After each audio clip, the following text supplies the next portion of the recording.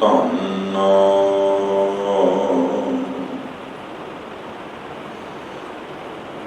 Guru Granth Sahib JIO ਮਹਾਰਾਜ।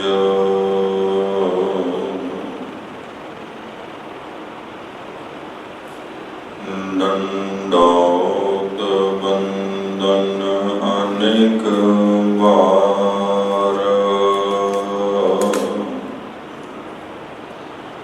ਸਰਬ ਕਲਾ ਸਮਰੱਥ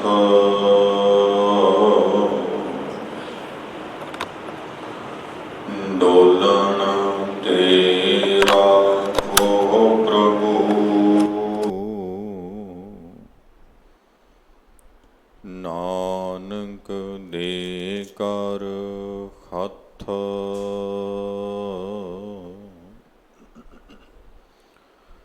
ਆਏ ਪ੍ਰਭ ਸ਼ਰਨਾਗਤੀ।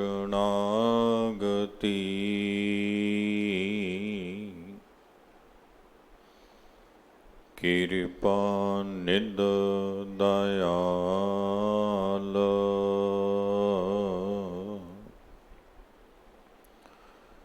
ਏਕ ਅਖਰ ਹਰ ਮਨ ਬਸਤ। ਨਾਨਕ ਹੋਤ ਨਿਹਾਲ,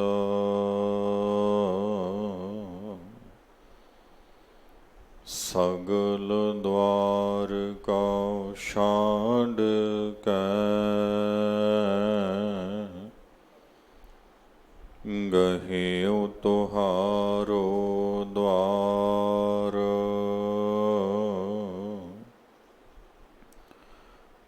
ਬਾਹ ਗਹੇ ਕੀ ਲਾਜ ਅਸ, ਗੋਬਿੰਦ ਦਾਸ ਤੁਹਾਰ।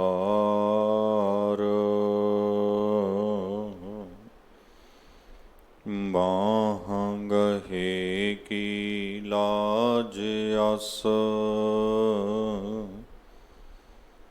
ਗੋਬਿੰਦ ਦਾਸ ਤੁਹਾਰ।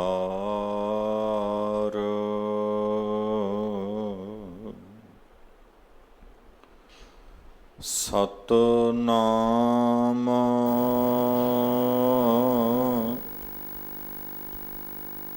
ਵਾਹਿਗੁਰੂ ਜੀ।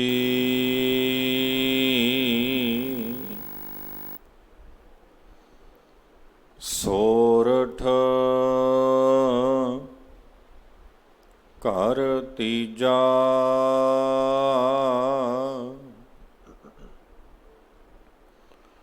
ਅਣਮੜਿਆ ਮੰਦਲ ਬਾਜੈ, ਬਿਨ ਸਾਵਨ ਘਨ ਹਰ ਗਾਜੈ।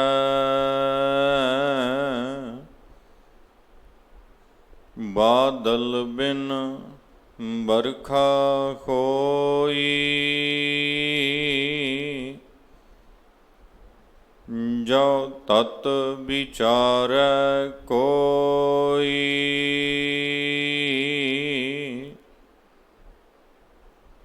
ਅਣਮੜਿਆ ਮੰਦਲ ਬਾਜੈ, ਬਿਨ ਸਾਵਣ ਘਨ ਹਰ ਗਾਜੈ।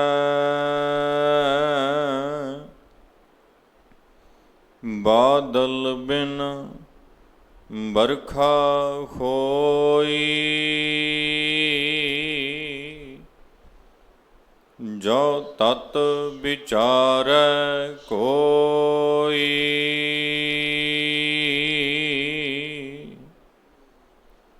ਮੋਕਉ ਮਿਲਿਓ ਰਾਮ ਸਨੇਹੀ, ਜਿਹ ਮਿਲਿਐ ਦੇਹ ਸੋ ਦੇਹੀ। ਰਹਾਉ ਮਿਲ ਪਾਰਸ ਕੰਚਨ ਹੋਇਆ,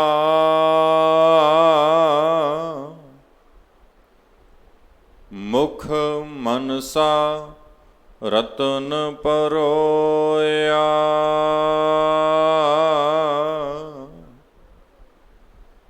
ਨਿਜ ਭਾਉ ਭਇਆ ਭ੍ਰਮ ਭਾਗਾ। ਗੁਰ ਪੁੱਛੇ ਮਨ ਪਤਿਆਗਾ।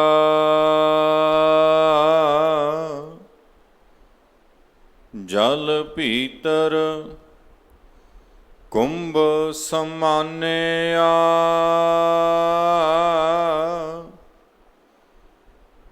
ਸਭ ਰਾਮ ਏਕ ਕਰ ਜਾਣਿਆ।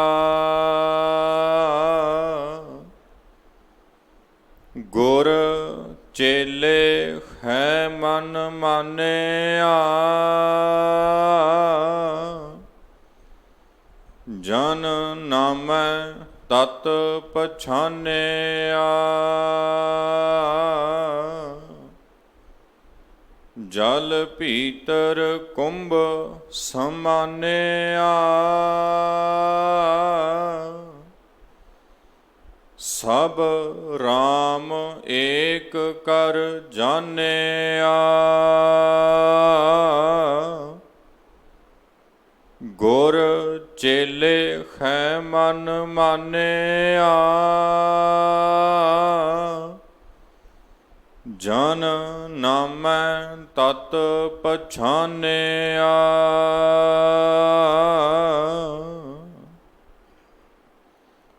ਵਾਹਿਗੁਰੂ ਜੀ ਕਾ ਖਾਲਸਾ, ਵਾਹਿਗੁਰੂ ਜੀ ਕੀ ਫਤਿਹ। ਪਰਮ ਸਨਮਾਨਯੋਗ ਗਰੀਬ ਨਿਵਾਜ ਗੁਣੀ ਨਿਧਾਨ ਜੁਗੋ ਜੁਗ ਅਟਲ ਪਤਿਤ ਪਾਵਨ ਦੀਨਾ ਬੰਧੂ ਸੱਚੇ ਪਾਤਸ਼ਾਹ ਧੰਨ ਧੰਨ ਸ਼੍ਰੀ ਗੁਰੂ ਗ੍ਰੰਥ ਸਾਹਿਬ ਜੀ ਮਹਾਰਾਜ ਦੀ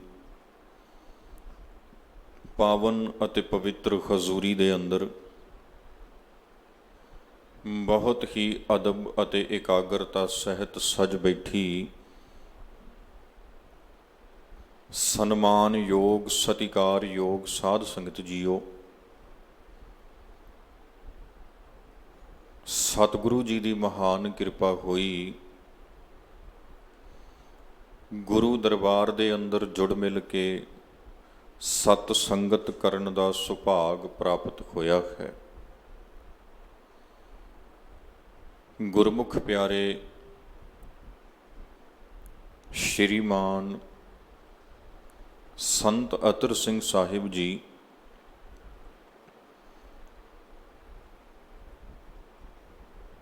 ਤਿਨਾਂ ਵੱਲੋਂ ਸਥਾਪਿਤ ਕੀਤੇ ਹੋਏ ਅਸਥਾਨ ਗੁਰਦੁਆਰਾ ਗੁਰਸਾਗਰ ਸਾਹਿਬ ਵਿਖੇ ਹਰ ਰੋਜ਼ ਦੀ ਤਰ੍ਹਾਂ ਸ਼ਾਮ ਦੇ ਦੀਵਾਨ ਵਿੱਚ ਆਪਾਂ ਹਾਜ਼ਰੀਆਂ ਭਰ ਰਹੇ ਹਾਂ ਤੇ ਸ਼ਾਮ ਦੇ ਦੀਵਾਨ ਵਿੱਚ ਪਿਛਲੇ ਕਾਫੀ ਸਮੇਂ ਤੋਂ ਸ੍ਰੀ ਗੁਰੂ ਗ੍ਰੰਥ ਸਾਹਿਬ ਜੀ ਦੀ ਪਾਵਨ ਬਾਣੀ ਵਿੱਚੋਂ ਭਗਤ ਬਾਣੀ ਦੀ ਵਿਚਾਰ ਆਪਾਂ ਇੱਕ ਲੜੀ ਦੇ ਤਹਿਤ ਸਾਂਝੀ ਕਰਦੇ ਆ ਰਹੇ ਹਾਂ। ਵਿਚਾਰ ਦੀ ਇਹ ਲੜੀ ਰਾਗ ਸੋਰਠ ਦੇ ਵਿੱਚ ਭਗਤ ਕਬੀਰ ਜੀ ਦੇ ਸ਼ਬਦ, ਉਹਨਾਂ ਤੋਂ ਉਪਰੰਤ ਭਗਤ ਨਾਮਦੇਵ ਜੀ ਦੇ ਬਚਨ ਚੱਲ ਰਹੇ ਹਨ। ਕੱਲ੍ਹ ਦੇ ਦੀਵਾਨ ਵਿੱਚ ਆਪਾਂ ਸਰਵਣ ਕੀਤਾ ਸੀ, ਪਾੜ ਪੜੋਸਣ ਪੂਛ ਲੈ ਨਾਮਾ ਕਾ ਪਹਿਛਾਨ ਛਬਾਈ ਹੋ, ਤੋ ਪਹਿ ਦੁਗਣੀ ਮਜੂਰੀ ਦੇਹੋ ਮੋਕੋ ਬੇਡੀ ਦੇਹੋ ਬਤਾਈ ਹੋ। ਰੀ ਬਾਈ ਬੇਡੀ ਦੇਣ ਨਾ ਜਾਈ, ਦੇਖ ਬੇਡੀ ਰਹਿਓ ਸਮਾਈ। ਆਪਾਂ ਇਹ ਸਮਝਣ ਦਾ ਯਤਨ ਕੀਤਾ ਸੀ ਭਗਤ ਨਾਮਦੇਵ ਜੀ ਦੇ ਇਸ ਪਾਵਨ ਸ਼ਬਦ ਵਿੱਚੋਂ ਕਿ ਜਿਸ ਛੰਨ ਦੀ ਇੱਥੇ ਗੱਲ ਚੱਲ ਰਹੀ, ਜਿਸ ਘਰ ਦੀ ਇੱਥੇ ਗੱਲ ਚੱਲ ਰਹੀ, ਉਹ ਸਾਡਾ ਮਨ ਰੂਪੀ ਘਰ ਹੈ। ਮਨ ਮੰਦਰ ਤਨ ਵੇਸ ਕਲੰਦਰ, ਘਟ ਹੀ ਤੀਰਥ ਨਾਵਾਂ। ਏਕ ਸ਼ਬਦ ਮੇਰਾ ਪ੍ਰਾਣ ਬਸਤ ਹੈ, ਬਹੁਤ ਜਨਮ ਨਾ ਆਵਾ। ਮਨ ਮੰਦਰ ਦੀ ਗੱਲ ਹੋ ਰਹੀ। ਗੁਰਬਾਣੀ ਸਾਨੂੰ ਸਮਝਾਉਂਦੀ, ਮਨ ਕਰ ਮੱਕਾ ਕਿਬਲਾ ਕਰ ਦੇਹੀ। ਮਨ ਨਿਰਮਲ ਭਇਆ ਜੈਸਾ ਗੰਗਾ ਨੀਰ। ਗੱਲ ਸਾਧ ਸੰਗਤ ਮਨ ਦੀ ਸਾਧਨਾ ਦੀ ਹੈ। ਮਨ ਨੂੰ ਪਵਿੱਤਰ ਕਰਨ ਦੀ ਹੈ। ਮਨ ਨੂੰ ਪਰਿਪੂਰਨ ਜੋਤ ਨਾਲ ਅਭੇਦ ਕਰਕੇ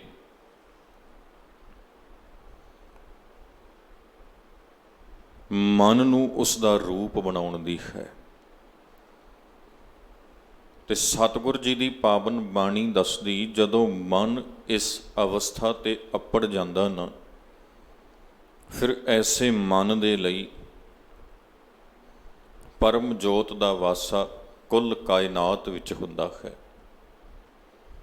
ਫਿਰ ਇਹੋ ਜਿਹਾ ਮਨ ਕਿਸੇ ਵੀ ਹਾਲਤ ਵਿੱਚ ਪਰਮ ਜੋਤ ਤੋਂ ਵੱਖਰਾ ਨਹੀਂ ਹੋਇਆ ਕਰਦਾ, ਜੁਦਾ ਨਹੀਂ ਹੋਇਆ ਕਰਦਾ, ਭਿੰਨ ਨਹੀਂ ਹੋਇਆ ਕਰਦਾ। ਗੁਰ ਕਿਰਪਾ ਜਿਹ ਨਰ ਕਉ ਕੀਨੀ, ਤਿਹ ਇਹ ਜੁਗਤ ਪਛਾਨੀ। ਨਾਨਕ ਲੀਨ ਭਇਓ ਗੋਬਿੰਦ ਸਿਉ, ਜਿਉ ਪਾਣੀ ਸੰਗ ਪਾਣੀ। ਐਸੀ ਲੀਨਤਾ, ਐਸੀ ਅਭੇਦਤਾ, ਐਸੀ ਇੱਕ ਮਿਕਤਾ ਬਣਦੀ ਹੈ। ਤੇ ਇਹੋ ਮਨੁੱਖ ਦੀ ਜ਼ਿੰਦਗੀ ਦਾ ਅੰਤਮ ਟੀਚਾ ਮੰਨਿਆ ਗਿਆ ਹੈ ਗੁਰੂ ਗ੍ਰੰਥ ਸਾਹਿਬ ਜੀ ਦੀ ਬਾਣੀ ਦੇ ਅੰਦਰ। ਬੜੇ ਟੀਚੇ ਆਪਾਂ ਮਿੱਥਦੇ ਹਾਂ ਸਾਧ ਸੰਗਤ, ਬਹੁਤ ਟੀਚੇ ਆਪਾਂ ਨੂੰ ਦੁਨੀਆ ਵੱਲੋਂ ਦਿੱਤੇ ਜਾਂਦੇ ਨੇ, ਲੋਕਾਂ ਵੱਲੋਂ ਦੱਸੇ ਜਾਂਦੇ ਨੇ ਕਿ ਤੁਸੀਂ ਇਹ ਪ੍ਰਾਪਤ ਕਰ ਲਵੋ ਤੇ ਜ਼ਿੰਦਗੀ 'ਚ ਸਫਲ ਹੋ ਜਾਓਗੇ, ਇਸ ਖੇਤਰ ਵਿੱਚ ਮੱਲ ਮਾਰ ਲਓ ਤੇ ਤੁਸੀਂ ਜ਼ਿੰਦਗੀ 'ਚ ਕਾਮਯਾਬ ਹੋ ਜਾਓਗੇ। ਬੜੇ ਐਸੇ ਟੀਚੇ ਨੇ, ਬੜੇ ਐਸੇ ਖੇਤਰ ਨੇ ਜਿਨ੍ਹਾਂ 'ਚ ਲੋਕੀ ਗਏ। ਤੇ ਅੱਜ ਦੇ ਸਮੇਂ ਜੋ ਸਭ ਤੋਂ ਵਧੇਰੇ ਅਪਣਾਇਆ ਜਾਣ ਵਾਲਾ ਖੇਤਰ ਹੈਗਾ, ਉਹ ਹੈਗਾ ਸਾਧ ਸੰਗਤ ਆ ਇੰਟਰਨੈਟ ਤੇ ਇਲੈਕਟ੍ਰੋਨਿਕਸ ਦਾ। ਕਿਉਂਕਿ ਜੋ ਵੀ ਹੈ ਦੁਨੀਆ ਦਾ ਨਾ, ਉਹ ਕੁੱਲ ਚੀਜ਼ਾਂ ਜਾਂ ਤੇ ਇਲੈਕਟ੍ਰੋਨਿਕ ਹੋ ਰਹੀਆਂ ਜਾਂ ਫਿਰ ਆਨਲਾਈਨ ਹੋ ਰਹੀਆਂ। ਇੰਟਰਨੈਟ ਦੇ ਮਾਧਿਅਮ ਦੀ ਰਾਹੀਂ ਵਰਤੋਂ ਕੀਤੀ ਜਾ ਰਹੀ ਹੈ। ਹੁਣ ਤੇ ਖਰੀਦਣਾ ਤੇ ਵੇਚਣਾ ਵੀ ਇਸ ਮਾਧਿਅਮ ਦੀ ਰਾਹੀਂ ਕੀਤਾ ਜਾਣ ਲੱਗ ਪਿਆ ਹੈ। ਹੁਣ ਤੇ ਪੜ੍ਹਨ ਵਾਲੀਆਂ ਪੁਸਤਕਾਂ ਵੀ ਇਹਨਾਂ ਯੰਤਰਾਂ ਦੇ ਵਿੱਚ ਪੜ੍ਹੀਆਂ ਜਾਣ ਲੱਗ ਪਈਆਂ ਨੇ। ਸੋ ਜਿਸ ਪਾਸੇ ਨੂੰ ਖੇਤਰ ਜਾਂਦਾ, ਸਮਾਂ ਜਾਂਦਾ, ਜਾਂ ਇਸ ਨੂੰ ਲੈ ਕੇ ਜਾਇਆ ਜਾਂਦਾ, ਤੇ ਉਸ ਪਾਸੇ ਨੂੰ ਤੁਰਨਾ, ਖੋਜ ਕਰਨੀ, ਆਪਣਾ ਕਦਮ ਪੁੱਟਣਾ, ਉਹ 'ਚ ਕਾਮਯਾਬ ਹੋਣਾ, ਸਫਲ ਹੋਣਾ, ਇੱਕ ਪ੍ਰਕਾਰ ਨਾਲ, ਇੱਕ ਤਰੀਕੇ ਨਾਲ ਉਹਨੂੰ ਜ਼ਿੰਦਗੀ ਦੀ ਕਾਮਯਾਬੀ ਸਮਝਿਆ ਜਾਂਦਾ ਵਾ। ਤੇ ਇਸ ਖੇਤਰ ਵਿੱਚ ਬੜਿਆਂ ਦੇ ਟੀਚੇ ਮਿੱਥੇ ਹੁੰਦੇ ਨੇ। ਇਹ ਦੁਨਿਆਵੀ ਤੌਰ ਤੇ ਟੀਚੇ ਹਨ ਜੋ ਸਰੀਰ ਦੀਆਂ ਲੋੜਾਂ ਪੂਰੀਆਂ ਕਰਨ ਲਈ ਜ਼ਰੂਰੀ ਹਨ, ਮਿੱਥੇ ਜਾਣੇ ਚਾਹੀਦੇ ਨੇ। ਕਿਉਂਕਿ ਗੁਰੂ ਬਾਬਾ ਜੀ ਨੇ ਵੀ ਸਿੱਖ ਨੂੰ ਕਿਰਤੀ ਹੋਣ ਦਾ ਸੁਨੇਹਾ ਦਿੱਤਾ। ਘਾਲ ਖਾਏ ਕਿਛ ਖੱਥੋਂ ਦੇ, ਨਾਨਕ ਰਾਹ ਪਛਾਣੈ ਸੇ। ਤੇ ਇਹ ਘਾਲਣਾ ਸਮੇਂ ਦੇ ਸਾਧਨਾਂ ਦੇ ਮੁਤਾਬਕ ਬਦਲਦੀ ਰਹਿੰਦੀ ਆ ਸਾਧ ਸੰਗਤ। ਕਦੀ ਸਮਾਂ ਸੀ ਸਰੀਰਾਂ ਦਾ ਜ਼ੋਰ ਵਧੇਰੇ ਲੱਗਦਾ ਸੀ ਤੇ ਜਿਹੜੇ ਲਾਉਂਦੇ ਸਨ ਉਹ ਵੱਧ ਕਾਮਯਾਬ ਸਨ।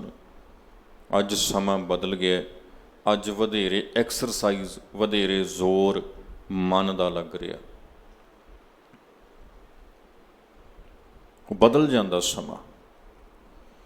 ਗੁਰੂ ਸਾਹਿਬ ਸੱਚੇ ਪਾਤਸ਼ਾਹ ਚੰਗੀ ਤਰ੍ਹਾਂ ਜਾਣਦੇ ਨੇ ਕਿ ਕੁੱਲ ਦੁਨੀਆ ਨੂੰ ਜੇ ਕਿਸੇ ਨੇ ਆਪਣੇ ਕੰਟਰੋਲ 'ਚ, ਆਪਣੇ ਵੱਸ 'ਚ ਕੀਤਾ ਤੇ ਉਹ ਮਨੁੱਖ ਨੇ ਕੀਤਾ। ਹੋਰ ਕੋਈ ਪ੍ਰਜਾਤੀ, ਹੋਰ ਕੋਈ ਜੀਵ ਇਹ ਨਹੀਂ ਕਰ ਸਕਿਆ।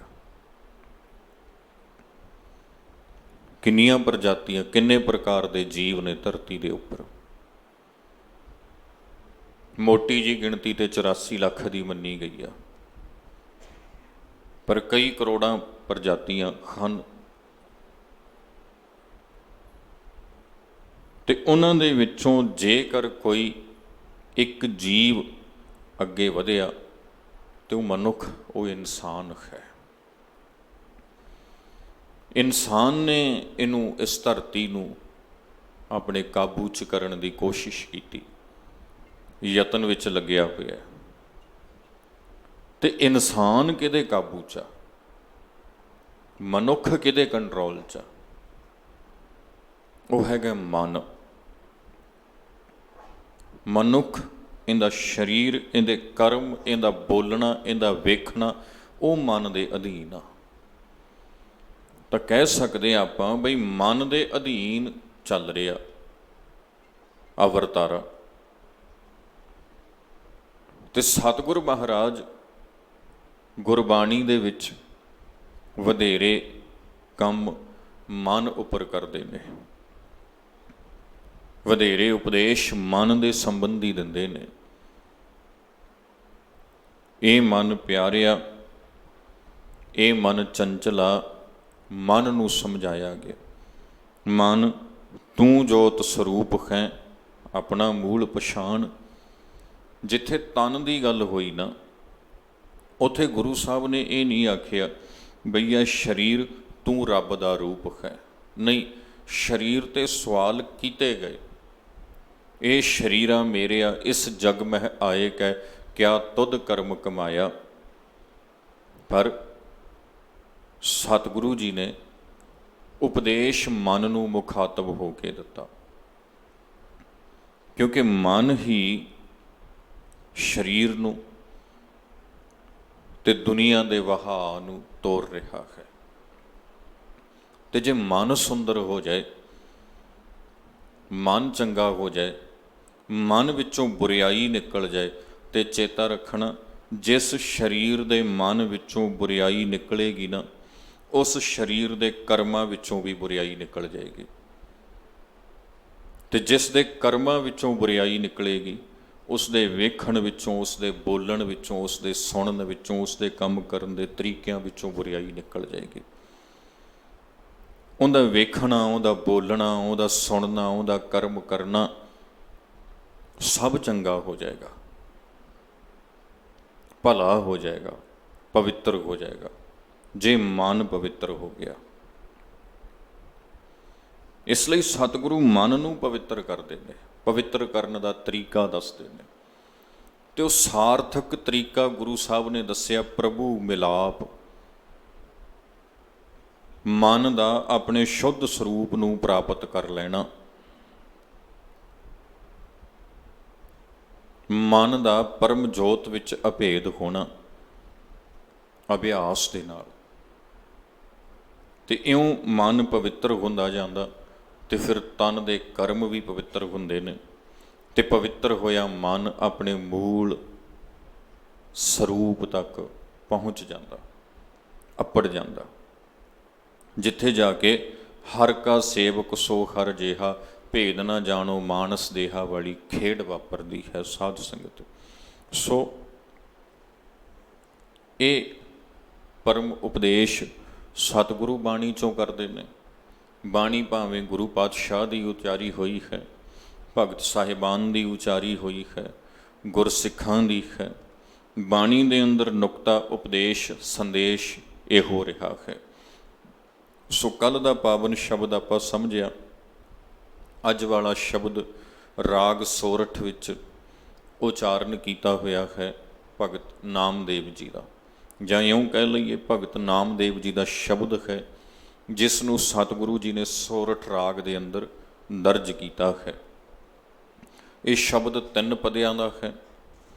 ਇੱਕ ਇੱਕ ਪਦੇ ਦੀਆਂ ਛੋਟੀਆਂ ਸੰਖੇਪ 4-4 ਤੁਕਾਂ ਹਨ, ਅਤੇ ਇਹਦੇ ਵਿੱਚ ਇੱਕ ਪਦਾ ਰਹਾਓ ਦਾ ਹੈ। ਰਹਾਓ ਦੇ ਪਦੇ ਵਿੱਚੋਂ ਭਗਤ ਨਾਮਦੇਵ ਜੀ ਦੱਸਦੇ ਨੇ, ਮੋਕਉ ਮਿਲਿਓ ਰਾਮ ਸਨੇਹੀ, ਜਿਹ ਮਿਲਿਆ ਦੇਹ ਸੋ ਦੇਹੀ ਰਹਾਓ। ਵਿਦਵਾਨਾਂ ਦਾ ਇਹ ਮੰਨਣਾ ਹੈ ਸਾਧ ਸੰਗਤ ਕੇ ਰਹਾਓ ਦੇ ਪਦੇ ਅੰਦਰ ਸ਼ਬਦ ਦਾ ਮੁੱਖ ਭਾਵ ਹੁੰਦਾ ਹੈ। ਤੇ ਇੱਥੇ ਰਹਾਓ ਦੇ ਪਦੇ ਵਿੱਚ ਦੱਸਦੇ ਨੇ, ਮੋਕਉ ਮਿਲਿਓ ਰਾਮ ਸਨੇਹੀ। ਮੋਕਉ, ਮੋਕਉ ਦਾ ਅਰਥ ਮੈਨੂੰ, ਮਿਲਿਓ, ਮਿਲਿਓ ਦਾ ਅਰਥ ਮਿਲ ਗਿਆ ਹੈ। ਰਾਮ ਸਨੇਹੀ, ਪਿਆਰਾ ਰਾਮ, ਰਮਿਆ ਹੋਇਆ ਰਾਮ, ਅਕਾਲ ਪੁਰਖ ਵਾਹਿਗੁਰੂ ਜੀ ਮੈਨੂੰ ਮਿਲ ਗਏ ਹਨ। ਗੁਰਬਾਣੀ ਵਿੱਚ ਸਾਧ ਸੰਗਤ ਪਰਮੇਸ਼ਰ ਨੂੰ ਕਈ ਵੱਖ-ਵੱਖ ਨਾਵਾਂ ਦੇ ਨਾਲ ਪੁਕਾਰਿਆ ਗਿਆ, ਯਾਦ ਕੀਤਾ ਗਿਆ। ਚੇਤਾ ਰੱਖਣਾ, ਸਤਿਗੁਰੂ ਜੀ ਨਾਵਾਂ ਦੀ ਬੰਦਿਸ਼ ਵਿੱਚ ਨਹੀਂ ਪੈ ਰਹੇ, ਤੇ ਨਾ ਹੀ ਸਤਿਗੁਰੂ ਜੀ ਨਾਵਾਂ ਦੀ ਬੰਦਿਸ਼ ਵਿੱਚ ਸਾਨੂੰ ਪਾ ਰਹੇ ਨੇ। ਗੁਰੂ ਸਾਹਿਬ ਜੀ ਦਾ ਇੱਕੋ ਹੀ ਟੀਚਾ ਹੈ, ਮਨੁੱਖ ਨੂੰ ਪਰਮ ਜੋਤ ਨਾਲ ਜੋੜਨਾ, ਤੇ ਜਿਹੜਾ ਨਾਮ ਇਹਨੂੰ ਵਧੀਆ ਲੱਗਦਾ ਉਹ ਨਾਮ ਇਹਦੇ ਲਈ ਸਤਿਗੁਰੂ ਵਰਤ ਲੈਂਦੇ ਨੇ। ਕਿੱਥੇ ਰਾਮ ਵਰਤ ਲਿਆ ਗਿਆ, ਕਿੱਥੇ ਹਰੀ ਵਰਤ ਲਿਆ ਗਿਆ, ਕਿੱਥੇ ਵਾਹਿਗੁਰੂ ਵਰਤਿਆ, ਕਿੱਥੇ ਅੱਲਾ ਵਰਤਿਆ, ਕਿੱਥੇ ਖੁਦਾ, ਕਿਤੇ ਗੁਸਾਈ, ਕਿਤੇ ਭਗਵੰਤ। ਇੱਦਾਂ ਵੱਖੋ ਵੱਖਰੇ ਨਾਮ ਗੁਰੂ ਸਾਹਿਬ ਨੇ ਸਵੀਕਾਰ ਕੀਤੇ ਨੇ, ਕਿਉਂਕਿ ਸਾਡੇ ਸੱਚੇ ਪਾਤਸ਼ਾਹ ਦਾ ਕਰਮ ਖੇਤਰ ਵਧੇਰੇ ਕਰਕੇ ਆ ਭਾਰਤ ਰਿਹਾ, ਇਹ ਮੁਲਕ। ਤੇ ਇਸ ਮੁਲਕ ਦੇ ਵਿੱਚ ਰਹਿਣ ਵਾਲੇ ਲੋਕ ਪਰਮੇਸ਼ਰ ਨੂੰ ਜਿਨ੍ਹਾਂ ਨਾਵਾਂ ਦੇ ਨਾਲ ਯਾਦ ਕਰਦੇ ਸਨ, ਇਹਨਾਂ ਲੋਕਾਂ ਨੂੰ ਸਮਝਾਉਣ ਦੇ ਲਈ ਉਹ ਨਾਮ ਅਤੇ ਉਸ ਭਾਸ਼ਾ ਨੂੰ ਵਰਤਣਾ ਲਾਜ਼ਮੀ ਬਣ ਜਾਂਦਾ। ਤੇ ਉਹਨਾਂ ਨਾਵਾਂ ਨੂੰ ਤੇ ਉਸ ਭਾਸ਼ਾ ਨੂੰ ਵਰਤ ਕੇ ਮਹਾਰਾਜ ਜੀ ਨੇ ਆਪਣਾ ਸੁਨੇਹਾ ਦਿੱਤਾ। ਇਉਂ ਕਹਿ ਲਈਏ ਵੀ ਇਹ ਭਾਸ਼ਾ ਇੱਦਾਂ ਬਰਤਨ ਨੇ, ਭਾਂਡੇ ਨੇ, ਜਿਵੇਂ ਭਾਂਡਿਆਂ 'ਚ ਭੋਜਨ ਪਰੋਸ ਕੇ ਰੱਖ ਦਈਦਾ ਨਾ। ਭਾਂਡੇ ਇੱਕ ਸਾਧਨ ਹੁੰਦੇ ਨੇ ਭੋਜਨ ਨੂੰ ਪਰੋਸਣ ਵਾਸਤੇ। ਭਾਂਡੇ ਕਿਸੇ ਦੀ ਪਿਆਸ ਨਹੀਂ ਬੁਝਾਉਂਦੇ, ਕਿਸੇ ਦੀ ਭੁੱਖ ਨਹੀਂ ਮਿਟਾਉਂਦੇ। ਪਿਆਸ ਤੇ ਭਾਂਡੇ ਵਿੱਚ ਪਏ ਹੋਏ ਪਾਣੀ ਨੇ, ਜਲ ਨੇ, ਉਹਨੇ ਬੁਝਾਉਣੀ ਹੁੰਦੀ ਆ। ਭੁੱਖ ਤੇ ਬਰਤਨਾਂ ਵਿੱਚ ਪਏ ਹੋਏ ਭੋਜਨ ਨੇ ਮਿਟਾਉਣੀ ਹੁੰਦੀ ਆ। ਇਸ ਲਈ ਬਰਤਨ ਤੇ ਇੱਕ ਸਾਧਨ ਹੁੰਦੇ ਨੇ ਸਰਵ ਕਰਨ ਵਾਸਤੇ, ਭੋਜਨ ਨੂੰ ਪਰੋਸਣ ਵਾਸਤੇ। ਇੱਦਾਂ ਹੀ ਭਾਸ਼ਾ ਤੇ ਭਾਸ਼ਾ ਦੇ ਜਿਹੜੇ ਸ਼ਬਦ ਨੇ ਉਹ ਬਰਤਨਾਂ ਦੇ ਵਾਂਗ ਨੇ, ਜਿਨ੍ਹਾਂ ਦੇ ਵਿੱਚ ਗੁਰੂ ਮਹਾਰਾਜ ਜੀ ਨੇ ਸਾਡੀ ਰੂਹ ਦੀ ਖੁਰਾਕ, ਸਾਡੀ ਅੰਦਰ ਦੀ ਤ੍ਰਿਪਤੀ ਵਾਸਤੇ ਪਰਮੇਸ਼ਰ ਦੇ ਉਪਦੇਸ਼ ਨੂੰ, ਰੱਬ ਜੀ ਦੇ ਨਾਮ ਨੂੰ, ਭੋਜਨ ਨੂੰ ਪਰੋਸ ਕੇ ਰੱਖਿਆ ਹੋਇਆ। ਇਸ ਲਈ ਮਹਾਰਾਜ ਨੇ ਲਿਖਿਆ ਨਾ, ਥਾਲ ਵਿੱਚ 3 ਵਸਤੂ ਪਈਓ, ਸਤ ਸੰਤੋਖ ਵਿਚਾਰੋ। ਅੰਮ੍ਰਿਤ ਨਾਮ ਠਾਕੁਰ ਕਾ ਪਇਓ, ਜਿਸ ਕਾ ਸਬਸ ਆਧਾਰੋ। ਜੇ ਕੋ ਖਾਵੈ ਜੇ ਕੋ ਭੁੰਜੈ, ਤਿਸ ਕਾ ਹੋਏ ਉਧਾਰੋ। ਉਧਾਰ ਤੇ ਉਹਦਾ ਹੁੰਦਾ ਨਾ ਜੇ ਕੋ ਖਾਵੈ, ਜੇ ਕੋਈ ਖਾ ਲੈਂਦਾ। ਜੇ ਕੋ ਭੁੰਜੈ, ਜੇ ਕੋਈ ਭੁੰਜ ਲੈਂਦਾ, ਖਾਧੇ ਨੂੰ ਹਜਮ ਕਰ ਲੈਂਦਾ। ਕਈਆਂ ਦੇ ਖਾਣਾ ਖਾ ਕੇ ਹਜਮ ਨਹੀਂ ਆਉਂਦਾ ਹੁੰਦਾ, ਸਾਧ ਸੰਗਤੋਂ ਉੱਦਾਂ ਹੀ ਨਿਕਲ ਜਾਂਦਾ ਬਾਹਰ। ਜਿਹਨੇ ਖਾਧਾ ਤੇ ਖਾ ਕੇ ਭੁੰਜ ਲਿਆ, ਅਸਲ ਵਿੱਚ ਉਸ ਭੋਜਨ ਤੋਂ ਲਾਭ ਉਸਨੇ ਲਿਆ।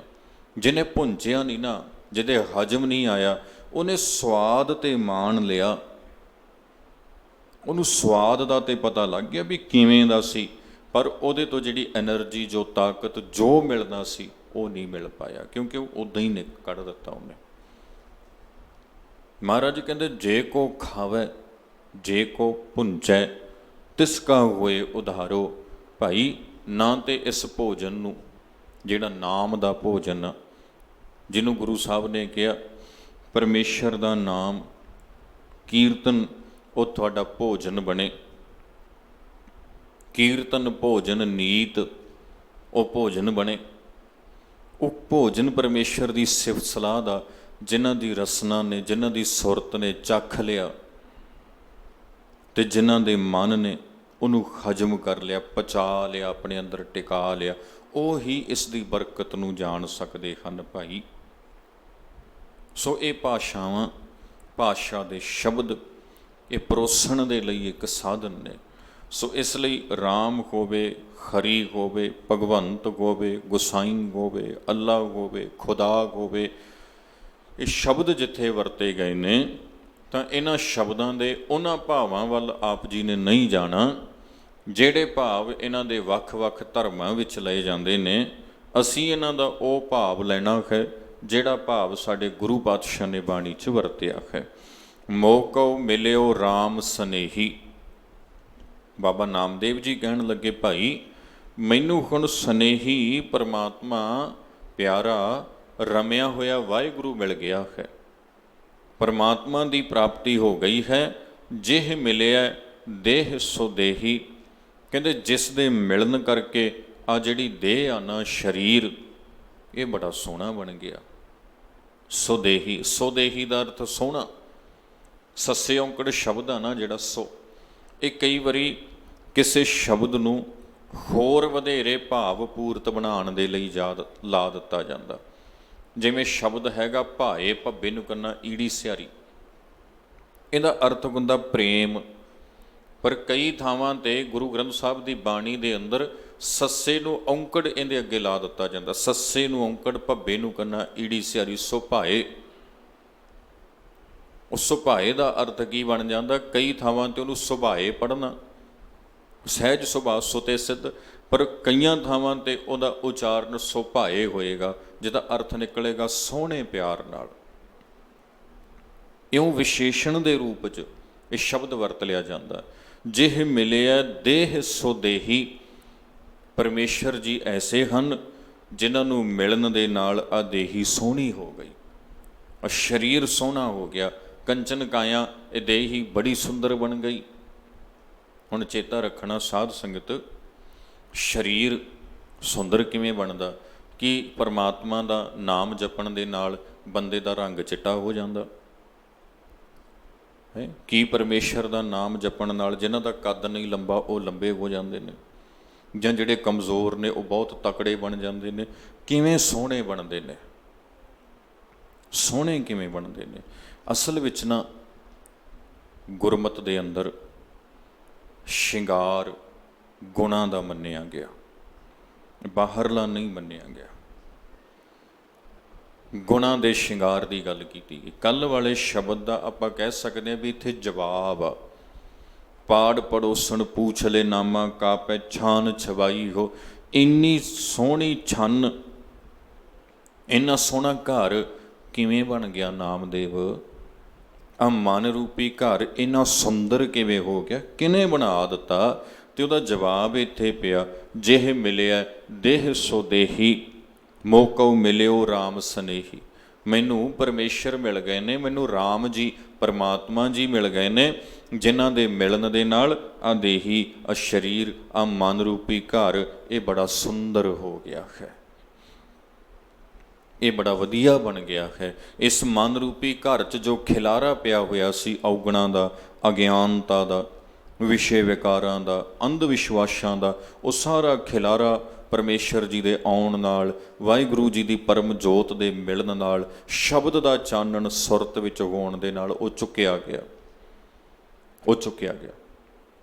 ਤੇ ਹੁਣ ਇਹ ਮਨ ਬੜਾ ਸੁੰਦਰ ਬਣ ਗਿਆ ਹੈ। ਸੋ ਸਤਿਗੁਰੂ ਜੀ ਨੇ ਇੱਦਾਂ ਦੱਸਿਆ ਹੈ, ਜਿਹ ਮਿਲਿਆ ਰਾਮ ਸੋ ਦੇਹੀ, ਜਿਹ ਮਿਲਿਆ ਦੇਹ ਸੋ ਦੇਹੀ।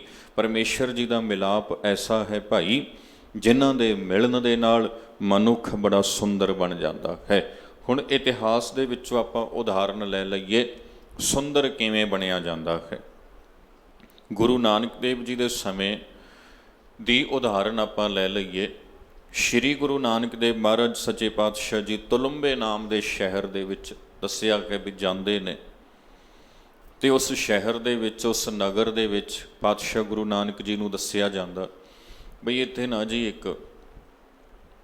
ਇੱਕ ਸਿਰੇ ਦਾ ਠੱਗ ਰਹਿੰਦਾ, ਤੇ ਉਹ ਬੰਦਾ ਕੰਮ ਇਹ ਕਰਦਾ ਵੀ ਦੇਖਣ ਨੂੰ ਤੇ ਬੜਾ ਸੱਜਣ ਹੈ, ਬੜਾ ਭਲਾ ਪੁਰਸ਼ ਆ, ਇਹਦਾ ਧਰਮ ਦਾ ਲਿਬਾਸ ਉਹਨੇ ਪਹਿਨਿਆ, ਬੜੀ ਸੋਹਣੀ ਉਹਨੇ ਇੱਕ ਰਿਹਾਇਸ਼ ਬਣਾਈ ਹੋਈ ਆ, ਤੇ ਉਹ ਗੱਲਾਂ ਕਰੇਗਾ ਤੇ ਬੜੀਆਂ ਚੰਗੀਆਂ, ਮਨ ਮੋਹ ਲੈਂਦਾ।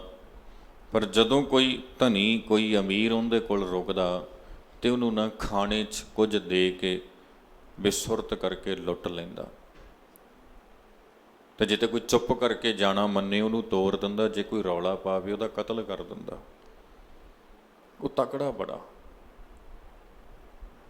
ਉਹ ਗੱਲ ਨਹੀਂ ਕਿਸੇ ਦੀ ਮੰਨਦਾ ਤੇ ਨਾ ਡਰਦਾ ਆ। ਲੋਕੀ ਉਹਦੀ ਸ਼ਿਕਾਇਤ ਕਰਨ ਤੋਂ ਵੀ ਡਰਦੇ ਨੇ। ਉਹਦੀ ਬੜੀ ਦਹਿਸ਼ਤ ਆ ਇਲਾਕੇ ਵਿੱਚ। ਹੁਣ ਵੇਖੋ ਸੁੰਦਰ ਕਿਵੇਂ ਬਣਦੇ ਨੇ, ਉਹਦੀ ਦਹਿਸ਼ਤ ਆ ਬੜੀ, ਸ਼ਿਕਾਇਤ ਵੀ ਨਹੀਂ ਕਰਦੇ ਤੇ ਕੋਈ ਜਾ ਕੇ ਪੰਗਾ ਵੀ ਨਹੀਂ ਲੈਂਦਾ। ਪਾਤਸ਼ਾਹ ਗੁਰੂ ਨਾਨਕ ਦੇਵ ਚਲੇ ਜਾਂਦੇ ਨੇ ਤੇ ਮਹਾਰਾਜ ਜਦੋਂ ਜਾਂਦੇ ਨੇ ਉਸੇ ਤਰ੍ਹਾਂ ਉਹਨੇ ਆਪਣਾ ਝਮਸਾ ਵਿਖਾਇਆ ਤੇ ਸੋਹਣੀਆਂ ਸੋਹਣੀਆਂ ਗੱਲਾਂ ਕੀਤੀਆਂ, ਰਾਤ ਰੋਕਣ ਦੀ ਬੇਨਤੀ ਕੀਤੀ, ਗੁਰੂ ਸਾਹਿਬ ਨੇ ਮੰਨ ਲਈ ਵੀ ਕੋਈ ਗੱਲ ਨਹੀਂ, ਰੁਕਦੇ ਆ। ਹੁਣ ਤਬਦੀਲੀ ਕਿਵੇਂ ਆਉਂਦੀ, ਇਨਸਾਨ ਸੁੰਦਰ ਕਿਵੇਂ ਬਣਦਾ, ਆ ਸਰੀਰ ਕਰਕੇ ਜਾਂ ਗੁਣਾ ਕਰਕੇ? ਸ਼ਿੰਗਾਰ ਕਿਹੜੀ ਚੀਜ਼ ਦਾ ਹੁੰਦਾ? ਗੁਰੂ ਸਾਹਿਬ ਉਹਦੇ ਕੋਲ ਰੁਕਦੇ ਨੇ, ਬਚਨ ਵਿਲਾਸ ਹੁੰਦੇ ਨੇ ਤੇ ਸਤਿਗੁਰੂ ਸੁਤੇ ਉਹਨੂੰ ਪੁੱਛ ਲੈਂਦੇ ਨੇ, ਅੱਛਾ ਬੜੀਆਂ ਸੋਹਣੀਆਂ ਗੱਲਾਂ ਕਰਦੇ ਹੋ ਤੁਸੀਂ, ਤੇ ਭਲਾ ਕੀ ਨਾਮ ਦੱਸਿਆ ਸੀ ਆਪਣਾ? ਸੱਜਣ। ਲੋਕੀ ਮੈਨੂੰ ਸੱਜਣ ਆਖਦੇ ਨੇ। ਸੱਜਣ। ਗੁਰੂ ਜੀ ਕਹਿੰਦੇ ਫਿਰ ਸੱਜਣਾ ਸੱਚਮੁੱਚ ਸੱਜਣ ਬਣਿਆ ਕਿਸੇ ਦਾ? ਬਣਿਆ ਸੱਜਣ ਕਿਸੇ ਦਾ? ਪਤਾ ਸੱਜਣ ਕੌਣ ਹੁੰਦਾ? ਕਹਿੰਦੇ ਗੁਰੂ ਸਾਹਿਬ ਦਾ ਨਾ ਪੁੱਛਣ ਦਾ ਤਰੀਕਾ ਐਵੇਂ ਦਾ ਸੀ, ਕੋਈ ਐਵੇਂ ਦੇ ਕਸ਼ਿਸ਼, ਐਵੇਂ ਦੇ ਤਰੀਕੇ ਨਾਲ ਗੁਰੂ ਸਾਹਿਬ ਨੇ ਉਹਨੂੰ ਪੁੱਛਿਆ, ਬਣਿਆ ਸੱਜਣ ਕਦੀ? ਨਾਮ ਤੇ ਸੱਜਣਾ, ਕਦੀ ਸੱਜਣਤਾਈ ਆਈ ਤੇਰੇ ਜੀਵਨ 'ਚ ਅੱਜ ਤੱਕ? ਕਿਉਂਕਿ ਅਸਲ ਕਈ ਵਾਰੀ ਨਾ ਗੁਰੂ ਸਾਹਿਬ ਇੱਦਾਂ ਦੇ ਸਵਾਲ ਪੁੱਛ ਲੈਂਦੇ ਸੀ। ਜਦੋਂ ਭਾਈ ਮਨਸੁਖ ਗੁਰੂ ਨਾਨਕ ਨੂੰ ਮਿਲੇ, ਗੁਰੂ ਨਾਨਕ ਜੀ ਨੇ ਮਨਸੁਖ ਨੂੰ ਵੀ ਇਹ ਸਵਾਲ ਪੁੱਛਿਆ ਵੀ ਕੀ ਨਾਮ ਹੈ ਤੁਹਾਡਾ? ਉਹ ਕਹਿੰਦਾ ਜੀ ਮਨਸੁਖ। ਮਹਾਰਾਜ ਕਹਿੰਦੇ ਦੱਸੋ ਭਾਈ ਫਿਰ ਮਨ ਦਾ ਸੁੱਖ ਮਿਲਿਆ? ਨਾਮ ਮਨ ਸੁੱਖ ਹੈ, ਮਨ ਸੁਖੀ ਹੈਗਾ, ਸੁਖੀ ਰਹਿੰਦਾ। ਤੇ ਗੁਰੂ ਸਾਹਿਬ ਨੇ ਇਹਨੂੰ ਵੀ ਇੱਦਾਂ ਹੀ ਪੁੱਛਿਆ। ਉਹ ਲਿਖਣ ਵਾਲਿਆਂ ਨੇ ਲਿਖਿਆ, ਕਹਿੰਦੇ ਜਦੋਂ ਗੁਰੂ ਸਾਹਿਬ ਨੇ ਪੁੱਛਿਆ ਨਾ, ਇੱਕਦਮ ਐ ਬੜੀ ਤੇਜ਼ ਰਫ਼ਤਾਰ ਨਾਲ ਇਹਦੇ ਸਾਰੇ ਗੁਨਾਹ ਇਹਦੀ ਅੱਖਾਂ ਦੇ ਅੱਗੋਂ ਦੀ ਲੰਘ ਗਏ। ਵੀ ਸੱਜਣ, ਨਾਮ ਮੇਰਾ ਸੱਜਣ, ਪਰ ਸੱਜਣਤਾਈ ਤੇ ਮੇਰੇ ਨੇੜੇ ਤੇੜੇ ਵੀ ਨਹੀਂ, ਮੈਂ ਤੇ ਕੀ ਕਰਦਾ ਪਿਆ? ਚੇਤਾ ਰੱਖਿਓ ਸਾਧ ਸੰਗਤ, ਜਿਹੜੇ ਸਤਿਪੁਰਸ਼ ਹੁੰਦੇ ਆ ਨਾ, ਸਚਿਆਰ ਜੀਵਨ ਵਾਲੇ, ਉਹਨਾਂ ਦੇ ਜੀਵਨ ਦਾ ਝਲਕਾਰਾ ਇਹੋ ਜਿਹਾ ਹੁੰਦਾ ਬਈ ਝੂਠੇ ਬੰਦੇ ਨੂੰ ਨਾ ਉਹਨਾਂ ਦੇ ਸਾਹਮਣੇ ਅੱਖਾਂ ਨੀਵੀਆਂ ਕਰਨੀਆਂ ਪੈ ਜਾਂਦੀਆਂ ਨੇ। ਉਹ ਕਦੀ ਵੀ ਇੱਦਾਂ ਸਾਹਮਣੇ ਤੇ ਉਹ ਵੇਖ ਹੀ ਨਹੀਂ ਸਕਦੇ ਹੁੰਦੇ, ਝੂਠੇ ਨੂੰ ਕੁਦਰਤੀ ਅੱਖਾਂ ਨੀਵੀਆਂ ਕਰਨੀਆਂ ਪੈ ਜਾਂਦੀਆਂ। ਤੇ ਹੁਣ ਗੁਰੂ ਨਾਨਕ ਸਾਹਿਬ ਤੋਂ ਵੱਡੇ ਮਹਾਂਪੁਰਖ ਭਲਾ ਕੌਣ ਹੋਣਗੇ? ਤੇ ਸਾਹਮਣੇ ਸੱਚਾ ਪਾਤਸ਼ਾਹ ਗੁਰੂ ਨਾਨਕ ਬੈਠਾ ਹੋਵੇ ਤੇ ਉਹ ਪੁੱਛਣ ਵੀ ਕਦੀ ਸੱਜਣਤਾਈ ਆਈ ਜੀਵਨ ਵਿੱਚ? ਤੇ ਇਹਦੀ ਨੀਵੀਂ ਪੈ ਗਈ। ਬਾਬਾ ਜੀ ਨੇ ਸਮਝਾਇਆ, ਭਲਿਆ ਨਾਮ ਨੂੰ ਲਾਜ ਨਾ ਲਾ, ਘੱਟੋ ਘੱਟ ਇਹਦੀ ਤੇ ਲਾਜ ਰੱਖ ਲਾ। ਜੋ ਹੋਇਆ ਹੁਣ ਤੱਕ ਜਾਣਦੇ ਹਾਂ ਅਸੀਂ, ਕੋਈ ਗੱਲ ਨਹੀਂ, ਅੱਗੇ ਨੂੰ ਸਹੀ ਰਸਤੇ ਤੇ ਪੈ। ਕਹਿੰਦਾ ਜੀ ਮੈਂ ਬਖਸ਼ਿਆ ਜਾ ਸਕਦਾ? ਗੁਰੂ ਸਾਹਿਬ ਕਹਿੰਦੇ ਤੇਰੇ ਗੁਨਾਹ ਰੱਬ ਦੀ ਬਖਸ਼ਿਸ਼ ਤੋਂ ਵੱਡੇ ਨਹੀਂ ਨੇ, ਬਖਸ਼ਿਆ ਜਾ ਸਕਦਾ ਜੇ ਹੁਣ ਵੀ ਪ੍ਰਣ ਕਰ ਲੈ। ਤਬਦੀਲੀ ਆਈ ਉਹਦੇ ਜੀਵਨ 'ਚ। ਹੁਣ ਉਹ ਤਬਦੀਲੀ ਉਹਦੇ ਵਿਹਾਰ 'ਚ ਆਈ, ਉਹਦੇ ਵੇਖਣ 'ਚ ਨਹੀਂ ਆਈ ਵੀ ਸੱਜਣ ਦਾ ਰੰਗ ਕਾਲੇ ਤੋਂ ਚਿੱਟਾ ਹੋ ਗਿਆ, ਉਹਦੀਆਂ ਅੱਖਾਂ ਵੀ ਲਾਲ ਤੋਂ ਚਿੱਟੀਆਂ ਹੋ ਗਈਆਂ। ਉਹ ਤਬਦੀਲੀ ਸੀ ਨਾ ਜਿਹੜੀ ਉਹਦੇ ਵਿਹਾਰ 'ਚ, ਉਹਦੇ ਗੁਣਾਂ 'ਚ, ਉਹਦੀ ਜੀਵਨ ਜਾਂਚ ਵਿੱਚ ਆਈ।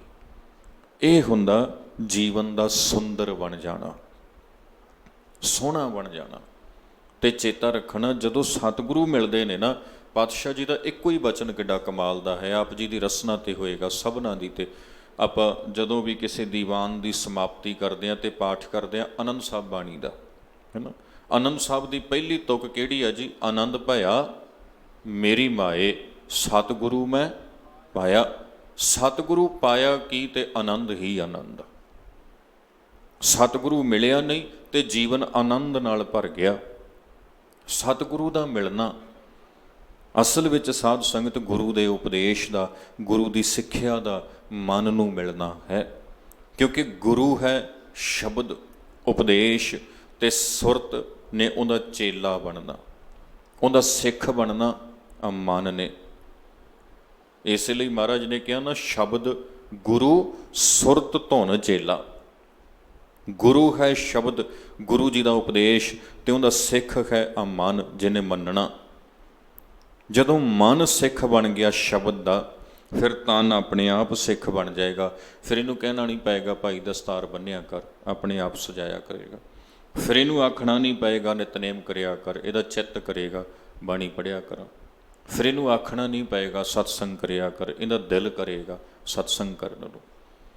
ਜਦੋਂ ਸੁਰਤ ਨੇ ਅਡਾਪਟ ਕਰ ਲਿਆ ਗੁਰੂ ਦੇ ਸ਼ਬਦ ਨੂੰ, ਜਦੋਂ ਮਨ ਨੇ ਅਡਾਪਟ ਕਰ ਲਿਆ ਗੁਰੂ ਦੀ ਸਿੱਖਿਆ ਨੂੰ, ਗੁਰੂ ਦੇ ਉਪਦੇਸ਼ ਨੂੰ, ਅਸੀਂ ਸਾਰਾ ਜ਼ੋਰ ਆਪਣੇ ਸਰੀਰ ਦੇ ਉੱਪਰ ਲਾ ਦਿੰਦੇ ਹਾਂ ਵੀ ਸਾਡਾ ਸਰੀਰ ਧਰਮ ਨੂੰ ਅਡਾਪਟ ਕਰੇ।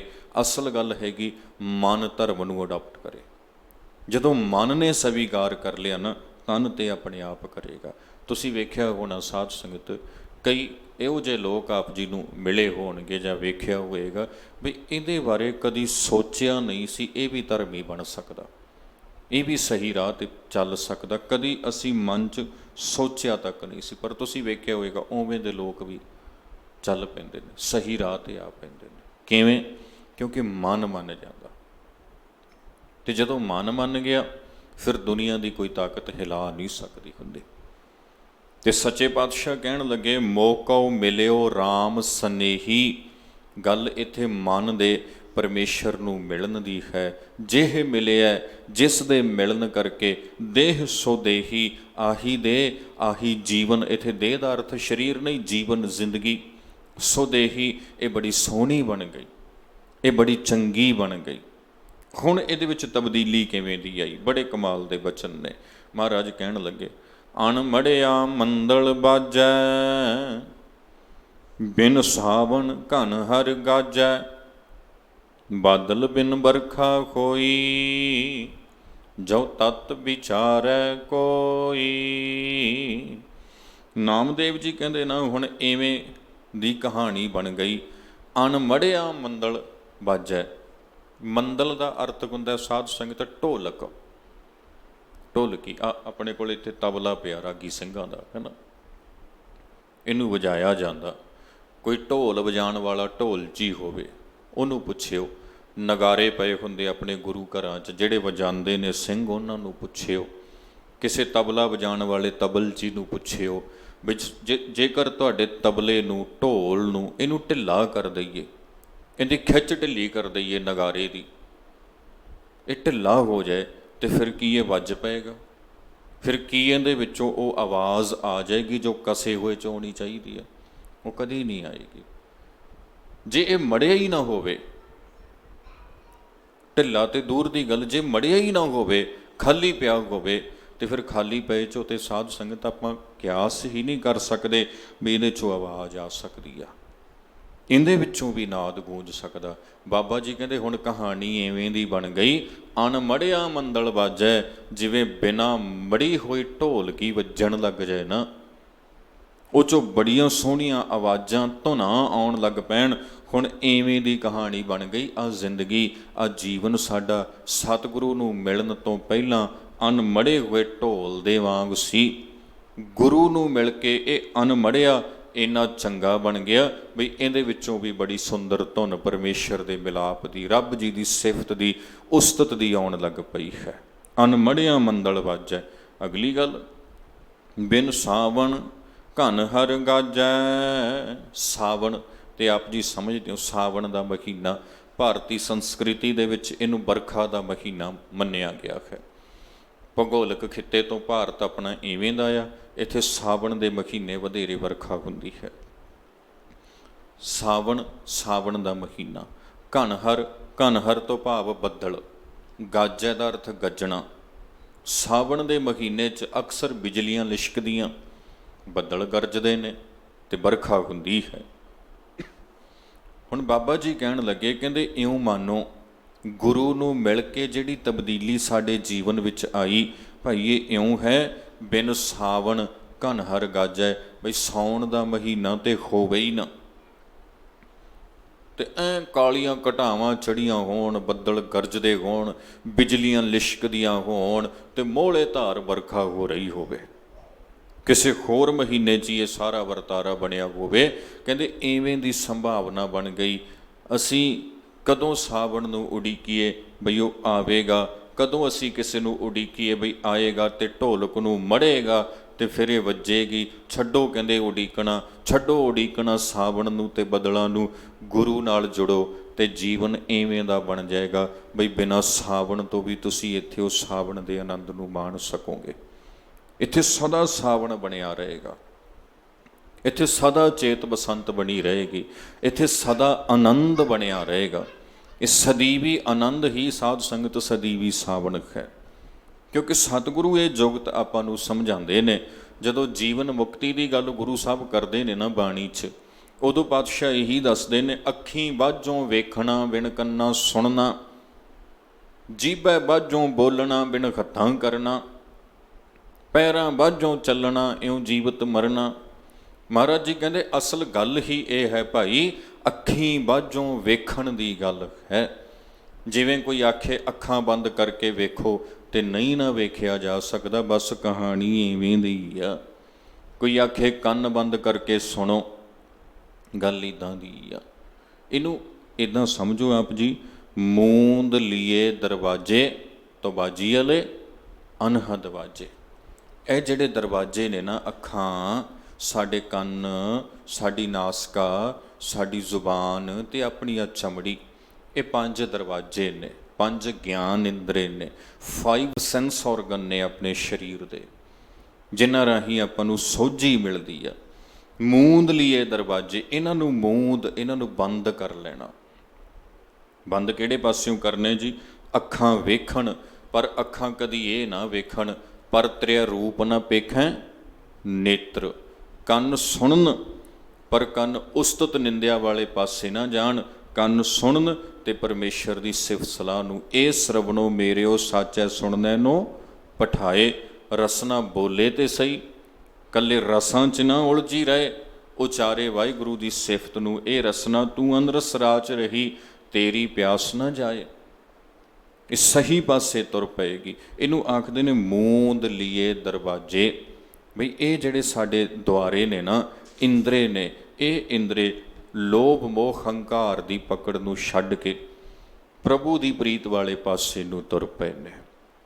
ਇਹਨੂੰ ਕਹਿੰਦੇ ਨੇ ਬਿਨਾਂ ਸਾਵਣ ਤੋਂ ਬਰਖਾ ਹੋਣੀ, ਬਿਨਾਂ ਅੱਖਾਂ ਤੋਂ ਪਰਮੇਸ਼ਰ ਦਾ ਦੀਦਾਰ ਹੋਣਾ, ਬਿਨਾਂ ਕੰਨਾਂ ਤੋਂ ਰੱਬ ਜੀ ਦੀ ਆਵਾਜ਼ ਨੂੰ ਸੁਣਨਾ, ਬਿਨਾਂ ਰਸਨਾ ਤੋਂ ਵਾਹਿਗੁਰੂ ਦੀ ਸਿਫਤ ਨੂੰ ਉਚਾਰਨਾ। ਇਹ ਅਨੁਭਵ ਦੀ ਗੱਲ ਹੈ ਸਾਧ ਸੰਗਤ। ਇਹ ਅਸਲ ਵਿੱਚ ਪਰਮੇਸ਼ਰ ਦੀ ਪ੍ਰਾਪਤੀ ਦੀ ਗੱਲ ਹੈ। ਜਾਂ ਇਉਂ ਕਹਿ ਲਈਏ ਆਪਾਂ ਸੌਖੇ ਜਿਹੇ ਸ਼ਬਦਾਂ ਵਿੱਚ, ਬਈ ਦੁਨੀਆਦਾਰੀ ਨਾਲੋਂ ਟੁੱਟ ਕੇ, ਦੁਨੀਆਦਾਰੀ ਤੋਂ ਭਾਵ ਮਾਇਆ ਦਾ ਪ੍ਰਭਾਵ, ਵਿਕਾਰਾਂ ਦਾ ਪ੍ਰਭਾਵ, ਉਸ ਪਾਸਿਓਂ ਟੁੱਟ ਕੇ ਸਿਫਤ ਸਲਾਹ ਵਾਲੇ ਪਾਸੇ ਜੁੜਨ ਦੀ ਗੱਲ ਹੈ। ਸੋ ਇਉਂ ਦੱਸਦੇ ਨੇ, ਬਾਦਲ ਬਿਨ ਬਰਖਾ ਹੋਈ। ਕਹਿੰਦੇ ਮਾਨੋ ਤੁਹਾਨੂੰ ਬੱਦਲ ਤੇ ਦੇਖਣ ਨਾ, ਬਰਖਾ ਹੋ ਰਹੀ ਹੋਵੇ, ਬਰਖਾ ਬਹੁਤ ਮੋਹਲੇ ਧਾਰ ਹੋ ਰਹੀ ਹੈ, ਪਰ ਬੱਦਲ ਤੁਹਾਨੂੰ ਦਿਸ ਨਹੀਂ ਰਹੇ। ਬਿਨਾਂ ਬੱਦਲਾਂ ਤੋਂ ਬਰਖਾ ਹੋ ਰਹੀ ਹੈ, ਬਿਨਾਂ ਬੱਦਲਾਂ ਤੋਂ ਬਰਖਾ, ਬਿਨਾਂ ਸਾਵਣ ਤੋਂ ਬੱਦਲਾਂ ਦੀ ਗਰਜ, ਤੇ ਬਿਨਾਂ ਮੜੇ ਹੋਏ ਢੋਲਕ ਦਾ ਵੱਜਣਾ। ਭਾਵ ਇਹ ਹੈ ਸਾਧ ਸੰਗਤ, ਬਈ ਤੁਹਾਡੇ ਜੀਵਨ 'ਚ ਉਹ ਤਬਦੀਲੀ ਵਰਤੇਗੀ ਜਿਹੜੀ ਲੋਕਾਂ ਦੇ ਵੇਖਣ ਵਿੱਚ ਨਹੀਂ ਆਵੇਗੀ। ਉਹ ਜਿਹੜੀ ਤਬਦੀਲੀ ਵਰਤੀ ਨਾ, ਉਹ ਕਿਸੇ ਦੇ ਵੇਖਣ 'ਚ ਨਹੀਂ ਆ ਸਕਦੀ। ਹੁਣ ਬਿਨਾਂ ਮੜੇ ਢੋਲਕ ਦੇ ਵੱਜਣ ਦਾ ਭਾਵ ਕੀ ਹੈ? ਵੀ ਲੋਕਾਂ ਨੂੰ ਤਾਂ ਦਿਖ ਰਿਹਾ ਇਹ ਢੋਲਕ ਖਾਲੀ ਆ, ਇਹ ਮੜਿਆ ਨਹੀਂ ਹੋਇਆ।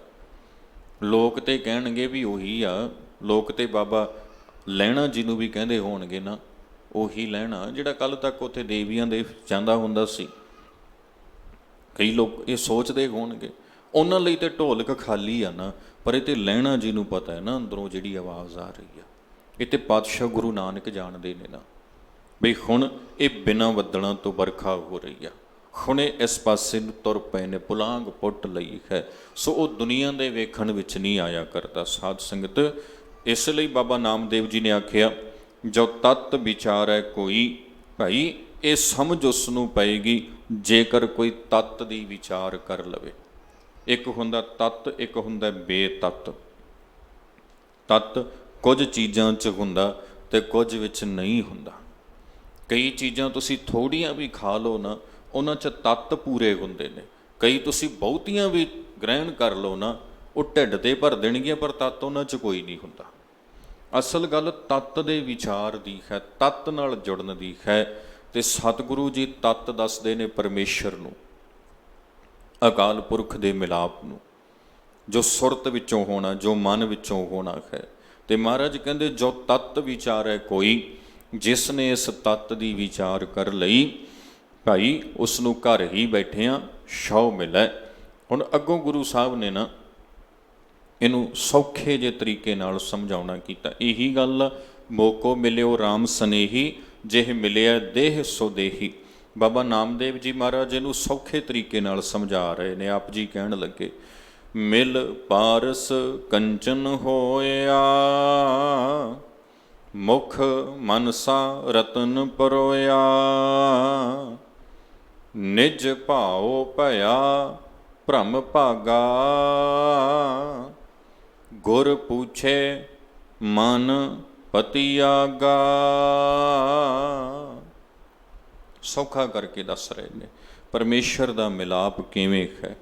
ਮਿਲ ਪਾਰਸ ਕੰਚਨ ਹੋਇਆ, ਇਹ ਮੰਨਿਆ ਜਾਂਦਾ ਸਾਧ ਸੰਗਤ ਬਈ ਪਾਰਸ ਇੱਕ ਐਸੀ ਧਾਤ ਹੈ ਜਿਹਦੇ ਨਾਲ ਕਿਸੇ ਦੂਜੀ ਧਾਤ ਨੂੰ ਛੁਹਾਇਆ ਜਾਵੇ ਤੇ ਉਹ ਸੋਨਾ ਬਣ ਜਾਂਦੀ ਆ। ਇਹ ਮੰਨਿਆ ਗਿਆ ਹੈ ਬਈ ਉਹ ਆਪਣਾ ਰੂਪ ਬਦਲ ਲੈਂਦੀ ਹੈ। ਕੁਝ ਧਾਤਾਂ ਇਵੇਂ ਦੀਆਂ ਹੁੰਦੀਆਂ ਨੇ, ਕੁਝ ਰਸਾਇਣ ਇਵੇਂ ਦੇ ਹੁੰਦੇ ਨੇ, ਜਦੋਂ ਉਸ ਨੂੰ ਕਿਸੇ ਦੂਜੇ ਰਸਾਇਣ ਨਾਲ ਮਿਲਾ ਦਿਓ ਤਾਂ ਦੂਸਰਾ ਰਸਾਇਣ ਆਪਣਾ ਰੂਪ ਬਦਲ ਲੈਂਦਾ ਹੈ। ਬੜੇ ਰਸਾਇਣ ਸਾਇੰਸ ਦੀ ਦੁਨੀਆ 'ਚ ਜਿਹੜੇ ਆ ਲੈਬੋਰੇਟਰੀਆਂ 'ਚ ਟੈਸਟ ਕਰਦੇ ਪਏ ਨੇ, ਜਾਂ ਜੋ ਵੀ ਐਕਸਪੈਰੀਮੈਂਟ ਕਰਦੇ ਉਹ ਜਾਣਦੇ ਨੇ। ਬੜੇ ਰਸਾਇਣ ਇਵੇਂ ਦੇ ਹੁੰਦੇ ਨੇ, ਉਹਨਾਂ ਨੂੰ ਜਦੋਂ ਇੱਕ ਦੂਜੇ ਨਾਲ ਆਪਾਂ ਮਿਕਸ ਕਰਦੇ ਹਾਂ ਨਾ ਤਾਂ ਕੁਝ ਹੋਰ ਦਾ ਕੁਝ ਹੋਰ ਹੀ ਬਣ ਜਾਂਦਾ ਹੈ। ਕਈ ਵਾਰੀ ਤੁਸੀਂ ਵੇਖਿਆ ਹੋਣਾ, ਕਈ ਲੋਕਾਂ ਨੂੰ, ਕਈ ਅਕਸਰ ਧਰਮ ਦੀ ਦੁਨੀਆ 'ਚ ਕੁਝ ਬੰਦੇ ਇਵੇਂ ਦੇ ਹੁੰਦੇ, ਇੱਕ ਰਸਾਇਣ ਉਹਨਾਂ ਨੇ ਆਪਣੇ ਇਸ ਹੱਥ 'ਤੇ ਲਾ ਲੈਣਾ ਤੇ ਦੂਜਾ ਉਹਦਾ ਐਂਟੀ ਇਸ ਹੱਥ 'ਤੇ ਲਾ ਲੈਣਾ। ਜਦੋਂ ਉਹਨਾਂ ਨੂੰ ਮਲਣਾ ਤੇ ਹੱਥਾਂ 'ਚੋਂ ਰਾਖ ਗਿਰੀ ਜਾਂਦੀ ਹੁੰਦੀ ਹੈ। ਉਹ ਅਸਲ 'ਚ ਸਾਰੀ ਰਸਾਇਣ ਦੀ ਖੇਡ ਹੁੰਦੀ ਆ, ਕੈਮੀਕਲ ਦੀ। ਆਪਾਂ ਕਹਿ ਸਕਦੇ ਹਾਂ ਵੀ ਉਹ ਸਾਰੀ ਕਹਾਣੀ ਉਹਦੀ ਹੁੰਦੀ ਹੈ। ਸੋ ਤੱਤ ਹੁੰਦੇ ਨੇ ਇਵੇਂ ਦੇ। ਤੇ ਪਾਰਸ ਦੀ ਇੱਕ ਵੱਟੀ ਮੰਨੀ ਗਈ ਆ, ਅਜੇ ਤੱਕ ਵੇਖੀ ਨਹੀਂ ਗਈ, ਲੱਭੀ ਨਹੀਂ ਗਈ, ਖੋਜੀ ਨਹੀਂ ਗਈ, ਮਿਲੀ ਨਹੀਂ ਕਿਸੇ ਨੂੰ, ਪਰ ਮੰਨਿਆ ਗਿਆ ਬਈ ਪਾਰਸ ਇੱਕ ਐਸੀ ਧਾਤ ਹੈ, ਇੱਕ ਐਸੀ ਵੱਟੀ ਹੈ ਜਿਹਨੂੰ ਕਿਸੇ ਦੂਜੀ ਧਾਤ ਨਾਲ, ਜਿਹੜੀ ਸੋਨਾ ਨਹੀਂ ਆ, ਉਹਦੇ ਨਾਲ ਛੁਹਾ ਦਈਏ ਨਾ ਤੇ ਉਹਨੂੰ ਸੋਨੇ 'ਚ ਤਬਦੀਲ ਕਰ ਦਿੰਦੀ ਆ। ਗੁਰੂ ਸਾਹਿਬ ਕਹਿਣ ਲੱਗੇ, ਜਿਵੇਂ ਮਿਲ ਪਾਰਸ ਕੰਚਨ ਹੋਇਆ, ਜਿਵੇਂ ਕਹਿੰਦੇ ਨੇ ਬਈ ਕੋਈ ਧਾਤ ਪਾਰਸ ਨੂੰ ਮਿਲੇ ਤੇ ਉਹ ਸੋਨਾ ਬਣ ਜਾਂਦੀ ਆ। ਹੁਣ ਉਹ ਤੇ ਬਣੇ ਕਿ ਨਾ ਬਣੇ, ਪਰ ਇੱਥੇ ਦਾਵਾ ਆ ਵੀ ਜਿਹੜਾ ਸਿੱਖ ਗੁਰੂ ਨੂੰ ਮਿਲੂਗਾ ਨਾ, ਉਹ ਗੁਰੂ ਦਾ ਰੂਪ ਹੋ ਜਾਵੇਗਾ। ਉਹਦੇ ਵਿੱਚ ਤੇ ਗੁਰੂ 'ਚ ਕੋਈ ਭੇਦ ਨਹੀਂ ਰਹੇਗਾ। ਸਾਡੇ ਗੁਰੂ ਨੂੰ ਨਾ ਸਾਧ ਸੰਗਤ ਦੀਪਕ ਗੁਰੂ ਮੰਨਿਆ ਵਿਦਵਾਨਾਂ ਨੇ, ਕਈ ਪ੍ਰਕਾਰ ਦੇ ਗੁਰੂ ਮੰਨੇ ਨੇ। ਇੱਕ ਤੇ ਕਹਿੰਦੇ ਜੀ ਉਹ ਗੁਰੂ ਨੇ ਜਿਹੜੇ ਭ੍ਰਿੰਗੀ ਗੁਰੂ ਹੁੰਦੇ ਨੇ, ਉਹ ਇਸ ਪ੍ਰਕਾਰ ਦਾ ਇੱਕ ਕਹਿੰਦੇ ਕੋਈ ਜੀਵ ਹੁੰਦਾ ਇੱਦਾਂ ਦਾ ਜਿਹੜਾ ਆਪਣੀ ਸੰਤਾਨ ਅੱਗੇ ਨਹੀਂ ਵਧਾ ਸਕਦਾ। ਇੱਕ ਨਿੱਕਾ ਜਿਹਾ ਜੀਵ, ਕੋਈ ਕੀੜਾ ਕੋਈ ਹੁੰਦਾ ਇੱਦਾਂ ਦਾ, ਕੋਈ ਮੱਖੀ, ਉਹ ਦੂਜੇ ਜੀਵ ਦੇ ਅੰਡਿਆਂ ਨੂੰ ਚੁਰਾ ਕੇ ਆਪਣੇ ਘਰ ਰੱਖਦਾ, ਉਹਨਾਂ ਦੀ ਪਰਵਰਿਸ਼ ਕਰਦਾ ਤੇ ਉਹਨਾਂ 'ਤੇ ਐਸਾ ਪ੍ਰਭਾਵ ਪਾ ਦਿੰਦਾ ਵੀ ਜਿਹੜੇ ਉਹਦੇ ਵਿੱਚੋਂ ਨਿਕਲਦੇ ਨੇ ਉਹਦੇ ਵਰਗੇ ਹੋਣ ਲੱਗ ਜਾਂਦੇ ਨੇ, ਉਹ ਹੌਲੀ ਹੌਲੀ ਉਹਦੇ ਵਰਗੇ ਬਣ ਜਾਂਦੇ ਨੇ। ਇੱਕ ਮੰਨਿਆ ਗਿਆ ਕੁਝ ਐਸੀ ਕੈਟਾਗਰੀ ਕਹਿੰਦੇ ਹੁੰਦੀ ਆ ਬਈ ਜਿਹੜੇ ਕਿਸੇ ਨੂੰ ਚੰਗਾ ਤੇ ਬਣਾ ਦਿੰਦੇ ਨੇ ਪਰ ਆਪਣੇ ਵਰਗਾ ਨਹੀਂ ਬਣਾ ਸਕਦੇ ਹੁੰਦੇ। ਇੱਕ ਦੀਪਕ ਦੀ ਉਦਾਹਰਨ ਲਈ ਗਈ। ਦੀਵਾ, ਦੀਪਕ ਤੋਂ ਭਾਵ ਦੀਵਾ। ਦੀਵੇ ਦੇ ਨਾਲ ਜਦੋਂ ਕਿਸੇ ਦੂਸਰੇ ਦੀਵੇ ਨੂੰ ਜੋ ਬੁੱਝਿਆ ਹੋਇਆ ਉਹਨੂੰ ਜੋੜ ਦਿੱਤਾ ਜਾਏ ਤਾਂ ਜਿਵੇਂ ਦੀ ਰੌਸ਼ਨੀ ਇਹਦੇ ਕੋਲ ਆ ਨਾ ਉਵੇਂ ਦੀ ਉਹ ਦੂਜੇ ਨੂੰ ਮਿਲ ਜਾਂਦੀ ਆ। ਤੇ ਸਾਡੇ ਗੁਰੂ ਪਾਤਸ਼ਾਹ ਨੂੰ ਦੀਪਕ ਗੁਰੂ ਦੇ ਰੂਪ 'ਚ ਮੰਨਿਆ ਗਿਆ। ਬਈ ਜੋ ਗੁਰੂ ਨੂੰ ਮਿਲੇ, ਜੋ ਗੁਰੂ ਨਾਲ ਜੁੜੇ, ਉਹ ਗੁਰੂ ਦਾ ਹੀ ਰੂਪ ਹੋ ਗਏ। ਉਹਨਾਂ 'ਚ ਤੇ ਗੁਰੂ 'ਚ ਕੋਈ ਭੇਦ ਨਹੀਂ ਰਿਹਾ। ਦੱਸੋ ਖਾਂ ਭਲਾ ਭਾਈ ਲਹਿਣਾ ਜੀ 'ਚ ਤੇ ਗੁਰੂ ਨਾਨਕ ਸਾਹਿਬ 'ਚ ਕੋਈ ਭੇਦ ਰਿਹਾ? ਬਾਬਾ ਅਮਰਦਾਸ ਤੇ ਗੁਰੂ ਅੰਗਦ ਸਾਹਿਬ 'ਚ ਕੋਈ ਭੇਦ ਰਿਹਾ? ਇੱਕ ਰੂਪ ਹੁੰਦੇ ਗਏ ਨੇ। ਅੱਜ ਵੀ ਕਿੰਨੇ ਐਸੇ ਗੁਰਸਿੱਖ ਨੇ ਜੋ ਗੁਰੂ ਦਾ ਬਚਨ ਆਪਣੇ ਜੀਵਨ ਵਿੱਚ ਧਾਰਨ ਕਰਕੇ ਗੁਰੂ 'ਚ ਅਭੇਦ ਹੋ ਜਾਂਦੇ ਨੇ। ਹੁਣ ਸਾਡੇ ਸ਼ਬਦ ਗੁਰੂ ਨੇ, ਹੁਣ ਸਿੱਖ ਨੇ ਗੁਰੂ 'ਚ ਅਭੇਦ ਹੋਣਾ, ਪਰ ਆਪਣੇ ਆਪ ਨੂੰ ਗੁਰੂ ਨਹੀਂ ਅਖਵਾਉਣਾ। ਹੁਣ ਕਹਾਣੀ ਵੱਖਰੀ ਹੈ। ਉਦੋਂ ਜੋ ਸਭ ਤੋਂ ਵੱਡਾ ਗੁਰਸਿੱਖ ਹੁੰਦਾ ਸੀ ਗੁਰੂ ਦੀ ਪਦਵੀ ਨੂੰ ਪਹੁੰਚ ਜਾਂਦਾ, ਪਰ ਜਦੋਂ ਦਸਮ ਪਾਤਸ਼ਾਹ ਨੇ ਸਦੀਵੀ ਤੌਰ 'ਤੇ ਸ਼ਬਦ ਨੂੰ ਅਗਵਾਈ ਦਿੱਤੀ, ਫਿਰ ਇਹ ਸਿਧਾਂਤ ਗੁਰਮਤ ਵਿੱਚ ਬਦਲ ਗਿਆ। ਇੱਥੇ ਸਿੱਖ ਗੁਰੂ 'ਚ ਅਭੇਦ, ਗੁਰੂ ਦਾ ਰੂਪ, ਪ੍ਰਭੂ 'ਚ ਅਭੇਦ, ਪ੍ਰਭੂ ਦਾ ਰੂਪ ਹੋ ਜਾਂਦਾ, ਪਰ ਕਦੀ ਇਹ ਦਾਅਵਾ ਨਹੀਂ ਜਤਾਉਂਦਾ ਵੀ ਮੈਂ ਹੀ ਸਭ ਕੁਝ ਹਾਂ, ਮੈਨੂੰ ਹੀ ਮੰਨੋ, ਮੈਨੂੰ ਹੀ ਪੂਜੋ। ਨਾ, ਇਹ ਦਾਅਵਾ ਨਹੀਂ ਕਰਦਾ। ਪਰ ਹਾਂ, ਫਰਕ ਹੁੰਦਾ ਵੀ ਕੋਈ ਨਹੀਂ।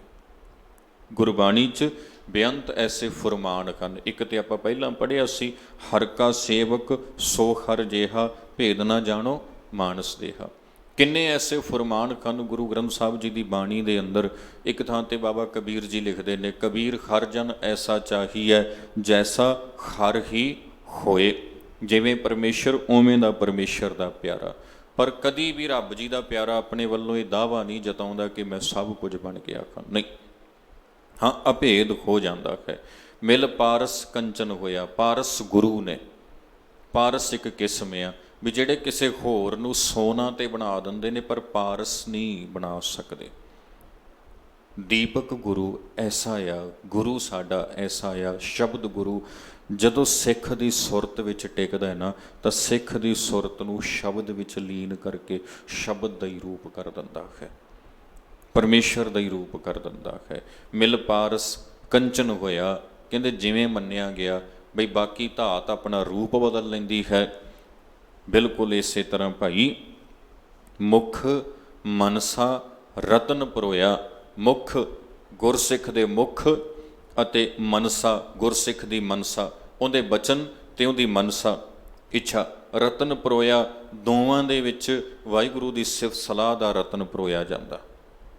ਮਾਨੋ ਰਤਨ ਪਰੋਏ ਗਏ। ਮਤ ਵਿੱਚ ਰਤਨ ਜਵਾਹਰ ਮਾਣਿਕ, ਜੇ ਇੱਕ ਗੁਰ ਕੀ ਸਿੱਖ ਸੁਣੀ।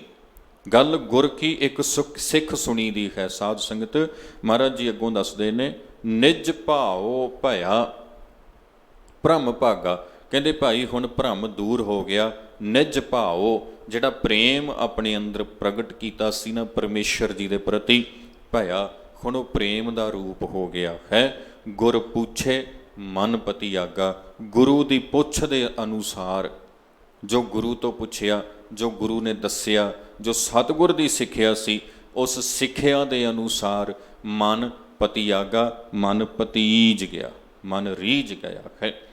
ਅੰਤਲਾ ਪਦਾ ਹੈ, ਜਲ ਭੀਤਰ ਕੁੰਭ ਸਮਾਨਿਆ, ਸਭ ਰਾਮ ਏਕ ਕਰ ਜਾਣਿਆ।